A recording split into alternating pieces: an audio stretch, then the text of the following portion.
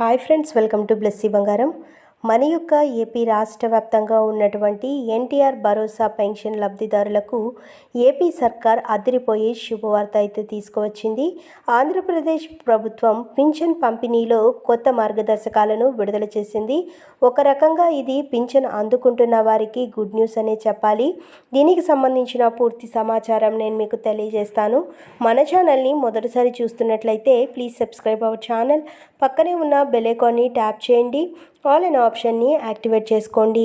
Please friends, like చేయండి. Government నుంచి వచ్చే ప్రతి చిన్న అప్డేట్ ఎప్పటికప్పుడు నేను మీకు తెలియజేస్తూ ఉంటాను.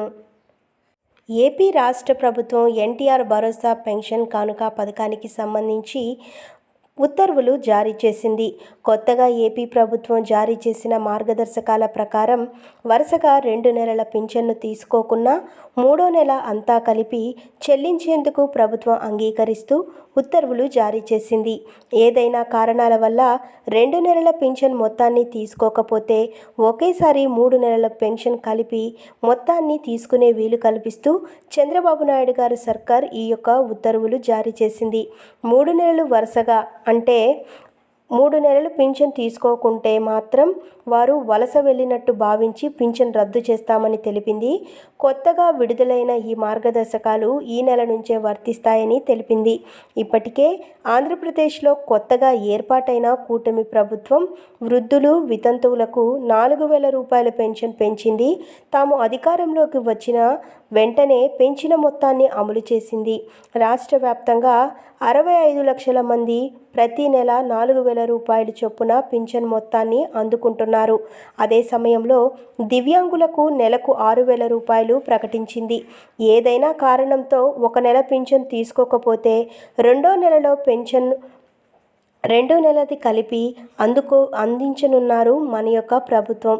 అత్యధిక మొత్తం ఆంధ్రప్రదేశ్లో కూటమి ప్రభుత్వం అధికారంలోకి వచ్చిన వెంటనే అమలు పరిచిన తొలి హామీ పింఛన్ మాత్రమే. ముఖ్యమంత్రి చంద్రబాబు నాయుడు గారు పింఛన్ పంపిణీ కార్యక్రమాన్ని ప్రతిష్టాత్మకంగా తీసుకున్నారు. గత ప్రభుత్వం వాలంటీర్ల చేత ఇంటింటికి పింఛన్ పంపిణీ మొత్తాన్ని పంపిణీ చేసేవారు. అయితే కూటమి ప్రభుత్వం మాత్రం గ్రామ వార్డు సచివాలయాల రెవెన్యూ సిబ్బందితో పింఛన్ పంపిణీ కార్యక్రమాన్ని చేపట్టారు.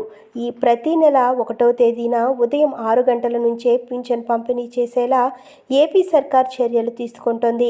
దేశంలోనే అత్యధికంగా పింఛన్ మొత్తం పంపిణీ చేసే రాష్ట్రంగా ఏపీ ఖ్యాతిగా గడిచింది. ఏ రాష్ట్రంలోనూ నెలకు పింఛన్ 4,000 రూపాయలు ఇచ్చే పరిస్థితి లేదు.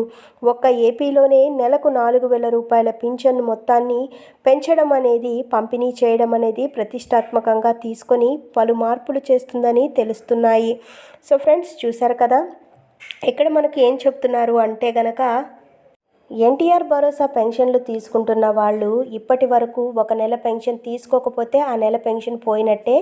మరుసటి నెలలో ఆ పెన్షన్ అయితే ఇచ్చేవాళ్ళు కాదు. కాకపోతే ఇప్పుడు కూటమి ప్రభుత్వం అధికారంలోకి వచ్చినాక నారా చంద్రబాబు నాయుడు గారు ఒక ప్రతిష్టాత్మకమైన నిర్ణయం తీసుకోవడం జరిగింది.